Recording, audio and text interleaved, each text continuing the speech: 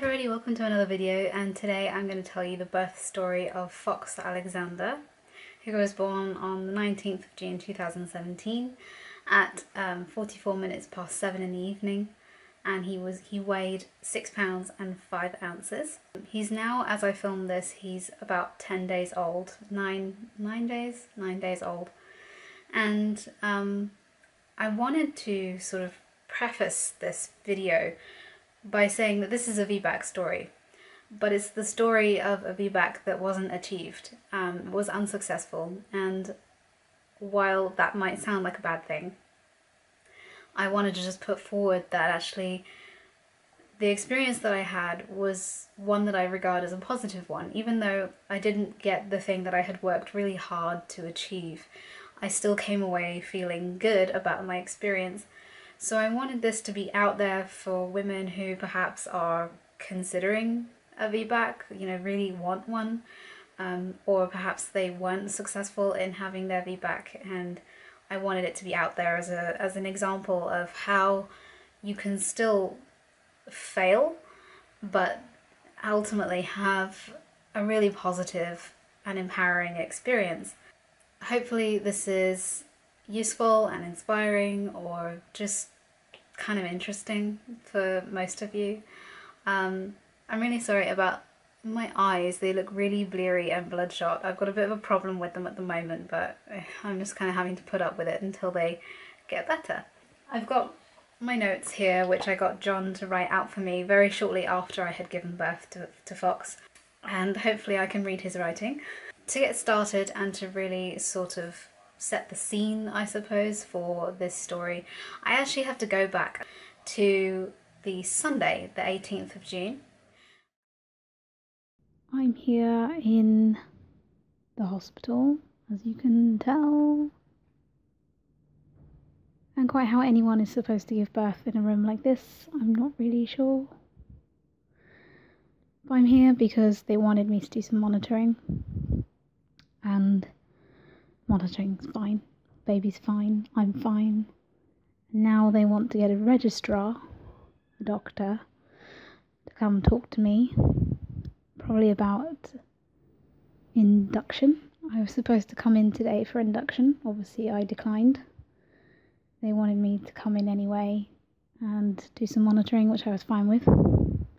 I've called my doula, she's on her way, because I want her to be here when the registrar comes to talk to me, because I feel like there might be some pressure for me to do what they want me to do. And at this point, like, if they had to ask me to choose between induction and C-section, I'm not sure what I would choose. C-section maybe, but obviously they're worried the longer I go, there's a chance of like stillbirth and the placenta not functioning properly. I don't feel totally relaxed because I'm expecting to fight. I don't know how I will feel labouring here. I mean, I thought yesterday maybe something was going to happen because I was having regular tightenings for hours and hours, and they actually became uncomfortable, which has happened a couple of times with Braxton Hicks, but not for that long and not so consistently. My doula said it sounded like early labour, which can stop and start. I haven't had any like that today really. I had a couple this morning, but that's it. It's not been like it was yesterday. So it's really hard sticking to my guns. It's hard feeling like I'm really supported here.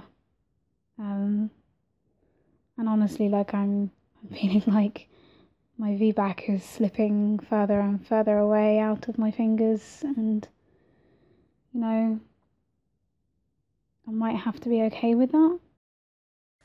I went in and I called my doula to come with me, Charlotte, and the monitoring really didn't take that long. It was like 20 minutes of monitoring, and then the rest of the time we spent waiting for various people, mostly waiting for the doctor, the registrar, to come and talk to us about the plan going forward.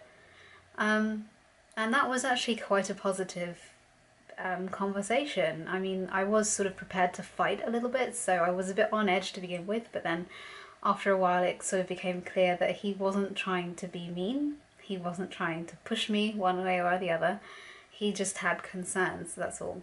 He was initially concerned because I was overdue. He was the only doctor to say to me, I don't think induction is a good route for you.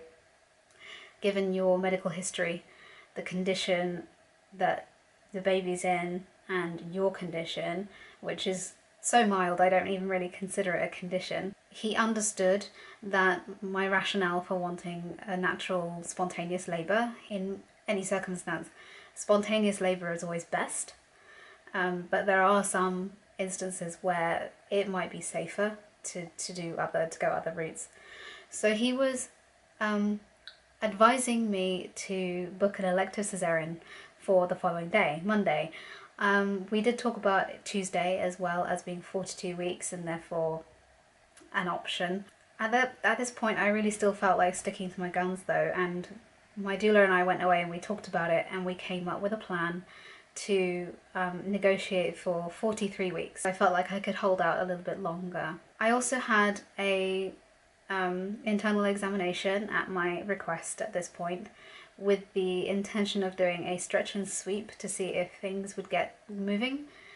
This was not a pleasant experience. The midwife who did it was, in my opinion, really quite rough, and it was very uncomfortable, and I asked her to stop before she actually managed to find my cervix.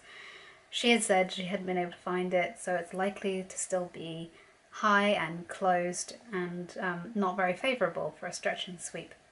I was really nervous about having an internal examination because they weren't pleasant the last time I was pregnant. I think I had about 3 during my labour, but with this one I only had 1 when I was actually in labour. So feeling rather disappointed and feeling like the birth I had imagined for myself was slipping away out of my fingers. I went home, I cried all the way home in the car, and I felt very sorry for myself for the rest of the day. I had a long heart-to-heart with John in the evening about, you know, what should I do. By Monday morning I had basically reached the decision to go in, because they wanted me in every day for that week to do CTG monitoring, and they also wanted to have a couple of ultrasounds to make sure that the placenta was functioning properly and that the liquid around baby was okay. So I had every intention of going in Monday morning to my CTG monitoring and then booking an elective for not the Tuesday because I felt like it was too soon, and I needed more time to plan. But going for Wednesday, which would have been the 21st of June, I felt like the 21st was quite a nice day, the longest day, summer solstice, it seemed nice. So I was going to go for that. And I never made it. Although, actually I kind of did, but I was early to my appointment, which was scheduled for noon. So, long heart-to-heart with John the night before, and a very nice time spent with him, which probably really helped actually, because by the next morning I was experiencing what I had previously thought were just strong Braxton Hicks. I'd had them on Saturday. They had completely ebbed away during Saturday, and they hadn't come back very much. So I just figured, they're really regular, they're really strong, they're just Braxton Hicks. But anyway, Monday morning they resumed. I don't really remember when this was, but I do remember being out in the garden at about 10 o'clock, hanging washing, and thinking, these are kind of quite uncomfortable, you know? So around this time, you know, and they were getting like really quite more intense, and I was starting to think that maybe I'd like to go into hospital a little bit earlier just to see what was going on. So I asked John if we could go to the hospital, and I decided that it was time to take all of my stuff, because one way or another I knew that we weren't coming back from hospital without a baby. We were going to have this baby sooner or later, and it was time. So we packed up all of our stuff. We organised things with my mum for Leo, and we got John's mum to take us to the hospital. And I now understand what women mean about being in labour and being in a car, being very uncomfortable. Yes, it is very uncomfortable. Going over those bumps while contracting is not fun. So we arrived at the hospital. They kept us waiting for about 20 minutes before we got seen.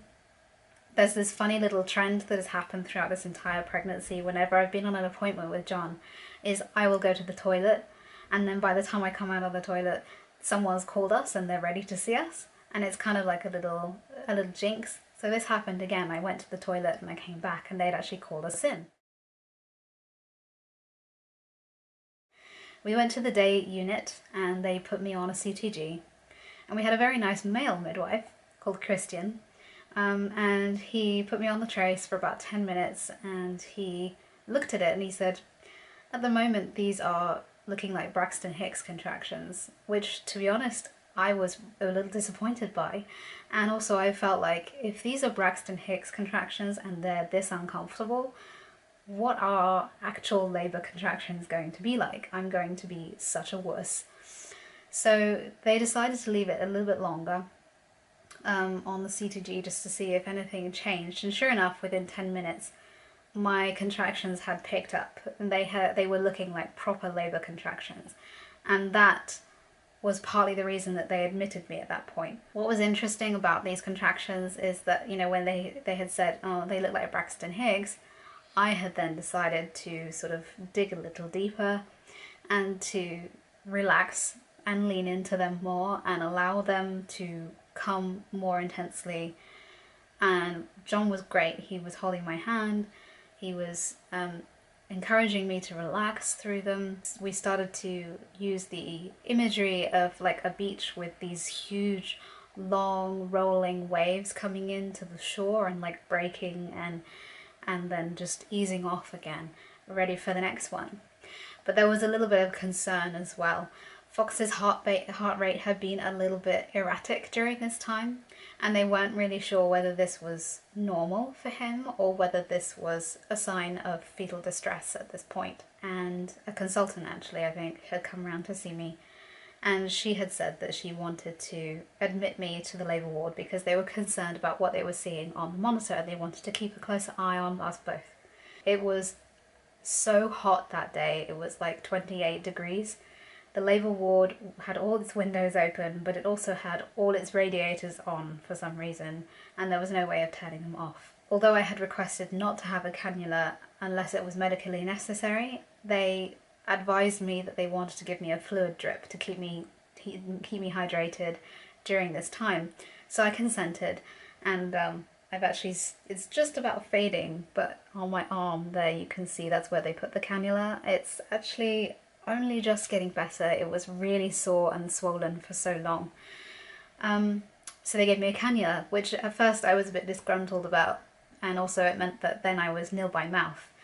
Had I known I was going to be nil by mouth, I would have eaten a huge breakfast, because I'd only had like a small smoothie, and then I had begun to nibble a Cliff Bar, but John had only given me half because he just wanted, like, he thought it'd be easier for me to hold while I was in labour. My doula arrived about 45 minutes after that. I said that I wanted to wait for my doula to arrive because they wanted to do an internal examination, and this was not something that I wanted to do at this point at all. So I was saying, no, I want to wait until my doula's here because I knew that I could talk it through with Charlotte and come to a decision that I felt good about. Charlotte arrived sort of like 1:45, so late lunch, I guess. At this point, it was really just about breathing through the contractions as they came. They were intensifying, they were becoming closer together, everything seemed to be going really well. I was doing a lot of just breathing, relaxing, visualizing through these contractions. John was right there the whole time. He was with me, he was holding my hand, he was reaffirming me, he was keeping me cool with ice packs that Charlotte had brought, and then when they ran out he started to put ice in latex gloves and wrapping them in paper towels and then like putting them on me to keep me cool. which I thought was really clever. The only reason I had so much ice with me is because I wanted to keep my placenta and take it home. So I wanted to be able to put it on ice, and I had prepared bags of ice like weeks in advance that had been stuck in the freezer for ages. The contractions were extremely satisfactory, is what they were described as. If they had chosen to give me a hormone drip in order to intensify the contractions, they would not have been able to get them stronger. They definitely got to a point where I started to feel like I was losing a bit of control. I was becoming tired. They were intensifying to the point where I was vocalizing through them because it just felt better, it just felt good. I wasn't vocalizing out of pain. It just felt like a really normal, natural, instinctive thing to do, was just vocalize through them. The way that I knew that they were really starting to get intense is that I couldn't keep my voice low anymore. I was starting to get very high pitched and very kind of like squealy with them. They were like rolling one into the other. I was getting very little space between the contractions to just relax. To backtrack a little bit, I was on the bed the whole time, which was not something that I wanted to do, but it really seemed that Fox was not very happy with me in any other position than on my left side, and as much as I wanted to be upright, I was actually finding it very painful to be upright during labour. The sharp shooting pains that I've been describing as fanny daggers for weeks, I actually think may not have been. I actually think that it's possibly the weight of the baby's head pushing down on the top of my pelvis and actually not going in was actually causing quite a lot of pain. And at this point, you know, with everything being so strong and so intense, it really made it very difficult for me to be upright during contractions. And if I was in any other position than lying on my left side, his heart rate would just sort of become very erratic, and he was not enjoying the contractions. I also had another doctor come in, and she wanted to do an artificial rupture of membranes. And thank God for Charlotte, my doula at this point, because she was saying, well, that sounds like induction. That sounds like the induction route, and we've had a discussion with another registrar where induction was not recommended. The only reason that this doctor wanted to artificially rupture my membranes was to assess what was going on with baby, maybe get a blood test from him from the top of his head, so that they could see what his oxygen levels were like and whether the distress they were interpreting on the CTG was in fact actual stress or it was just normal for him. So we declined, and I do remember having and feeling good about this is that I had a very clear discussion about it, and I said, I don't want a vaginal examination right now. I understand that we have to do one at some point, but the decision has to come from me.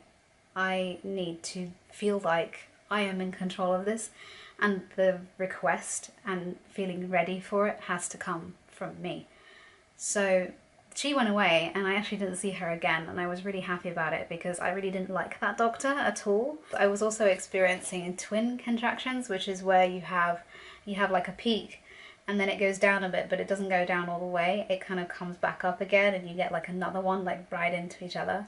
And I was really aware of those and how they felt. I was getting a lot of sensation like in my sort of groin area and sort of like bum area of like these feelings of like pulling and like things moving or trying to move. I don't really know if that's the case. Unfortunately, I will never know what was really going on at that point. I was completely focused in on these contractions. I remember I started to say things like, I don't feel like I'm coping anymore. I feel like I'm losing control.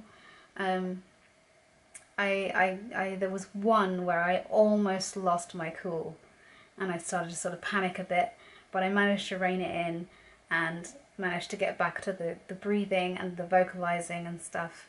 At around this time, we met with a consultant, a doctor, and she was really good. She was saying, it's been quite a long time now that you've been contracting, and also at this point, Fox had started to show signs of distress of me on my left side. He wasn't enjoying that position anymore. We tried a few other things, but it was producing the same results. His heart rate was showing signs that he wasn't very happy. So she came and she explained and she said, you know, we can do a vaginal examination, we can find out what's going on with your cervix, and we can go from there. But we really need to find out what's going on so that we can deliver baby and you safely. She was so nice. I consented to an internal examination. I was quite upfront about how I felt about this, so we agreed that I would try gas and air in case it was uncomfortable. Although I'd not had really great experiences with gas and air before, in terms of like I didn't really feel like it did a lot for me, I was willing to try again. I had John on this side of me and I had Charlotte on the other, and they were both there to sort of help and encourage me through it. And I said to the doctor, I'm feeling really nervous about this. And she was really kind, really nice, and to be honest, like, it took, like, I don't know, 30 seconds for her to do, and I hardly felt a thing. And I don't think that's just down to the gas and air. I think that, this will sound weird, but I think that her technique was very good. So it was actually completely painless and completely comfortable, but she did deliver the news, which is what I suspected, is that I was not dilating. I was only dilated about 1 centimetre. The baby's head had not descended. She couldn't feel the baby's head anywhere, and he was remaining high. So at this point she recommended doing a cesarean section. At 6:30 in the evening this is all happening, so the decision was made, and obviously then it was just about preparing for the C-section. So that meant getting all the paperwork signed, understanding what I was going in for, going through all the risks, and then getting changed into a gown. John helped me with that. He went into the little ensuite bathroom with me and he helped me get undressed. I had a few contractions while I was in there with him, and I just sort of leaned on him a lot. These contractions were really not very nice at all. Very difficult to stand up and walk. So he was great. He was just there. He just held on to me. He offered me support, you know, and he helped me because I had to have the drip stand as well, so I had to disentangle all my clothes and things. I held on to the gas and air after that point. I actually found that it was quite helpful. It was allowing me to sort of just take my mind somewhere else a little bit, and breathe deeply on it. John went to go change, and he said that when he'd come back I'd already been taken to theatre and they were prepping me, and he would be summoned when it was time. He caught up with me and he did say I'll see you in a minute, or goodbye, or something like that, you know, just before I went into theatre. And then he hung back with Charlotte, and they sort of looked at the contraction data. You know, Charlotte, who had training as a midwife, was saying like those contractions were excellent contractions. They were very strong. You know, if the baby had been coming down at all, which he didn't seem to, it probably would have, you know, got things going nicely. But he remained high, so it wasn't going to go anywhere, unfortunately. I don't have very clear memories of theatre with Leo because I was so sleep deprived by that point, but obviously with this one I'd had a full night's sleep. I'd been compos mentis the entire way through. I had been able to make completely clear, cohesive decisions, so I was really aware of what was going on, and it was blissfully air conditioned, which was really nice because obviously it'd been so hot and so sticky and sweaty. It was just like, it was a relief. So I still had my little gas and air, which curiously the stuff from the tank made me feel more dizzy than the stuff that they have tapped into the wall. And it was an all-female team, but there was one guy there and he was a medical student and he was just observing. But the team were lovely. They were able to accommodate a lot of the preferences that we wanted with regards to me having my gown on backwards so that I could have skin to skin with baby if that was possible. The cathodes to be on my back rather than on my front to allow as much skin as possible to be available. They did lower the screen and they did show us Fox as he had just come out. The anaesthetist was great. She was really communicative. She talked to us the whole way through. She asked us like, how much do you want to know about what's going on? And we said as much as possible. So she really delivered on that, and she was telling us like everything they were doing and when they were doing and what that would feel like. And we were told that Fox more or less delivered himself through the incision, that they more or less just sort of helped him get into position and then he was out and that was it. I do remember hearing the waters, because she said there'll be like a gushing sound and there'll be lots of like slurping and stuff, and that would be the waters. And I did hear that, and then I heard a sort of very gargled, wet sounding cry, and I like burst into tears, like in a good way, in a happy way. Like I was just really happy to hear him crying a little bit. He was a bit whimpery, but they decided that he was well enough to do delayed cord clamping, so he had 2 minutes of delayed cord clamping, which was really good for him. And they lowered the screen and John was able to take a little bit of video. He didn't have a lot of vernix on him, but he was obviously wet from fluid, and the waters were not stained, so he hadn't pooped in the waters and they weren't meconium stained. He was taken away for a couple of minutes and given CPAP, which is something that just helps babies breathe a little bit. I'm not really sure about how it works, but they did that for him, and they were about to intubate him because they thought he was finding breathing a little bit difficult, when actually he rallied and he more or less sort of pushed it away and was like, no, I don't need that, and just got on with breathing and crying. They said he was feisty. They wrapped him up and they gave us a little look at him just before. I think they must have taken him to NICU straight away. So I was not able to have immediate skin to skin, probably because of what he needed to have done. They also just wanted to keep a really close eye on him. So yeah, that was it, and you know, then it was just a case of being stitched up. John was with me the whole time. He was great, he held onto my hand. Things get a little bit hazy because of all the drugs. I started to feel a bit weird. I felt a bit lightheaded, and I felt a bit nauseous. So I think they gave me something to help my blood pressure come back up, I think. They had been giving me little bits of that throughout the procedure, but then I think the anaesthetist just gave me a little bit more. And also I started to have pain like through like my back and my ribs from like the sort of nipples up. It was really hard to explain how I felt. She gave me a little bit of like morphine, I think, and that made me feel a bit weird, a bit sort of like a bit distant, a bit far away. Actually, I now understand that pain that I was feeling was post-operative wind beginning, which was not fun. And then I had to spend a little bit of time in recovery because I'd had a C-section. They needed to do at least 2 to 3 hours of observations on me. During that time, Fox was brought up to us for a short visit, and although it felt short, I actually don't know how long it could have been hours, and I don't know, I can't remember. I got to have a cuddle, and he slept really peacefully in my arms for a long time. We tried latching on. He did really well. We went down after my observations had finished and they were going to move us into a room on a postnatal ward. We went down to NICU and we got to see Fox in the NICU, and he had his first nappy change, and John got some skin to skin with him while I was there the whole time. And then eventually, like at 2 AM, we got to go up to the postnatal ward and have time, just John, me and Fox together for the night. It wasn't the most comfortable night. It was very hot. There was no extra bed for John, so he had to share with me. And the bed was obviously a plastic coated mattress with plastic coated pillows.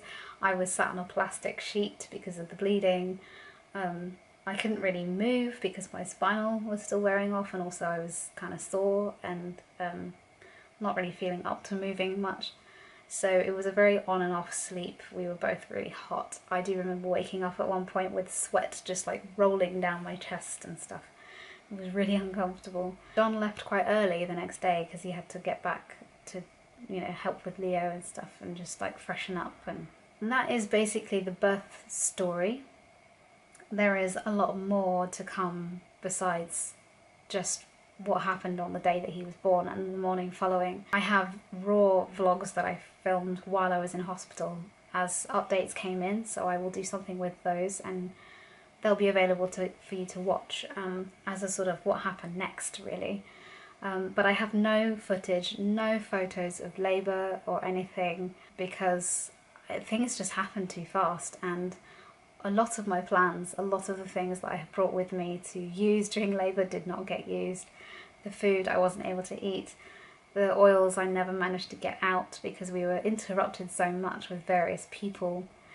We didn't get a lot of alone time. That is the birth story of Fox Alexander, and there's plenty more to come about what happened afterwards.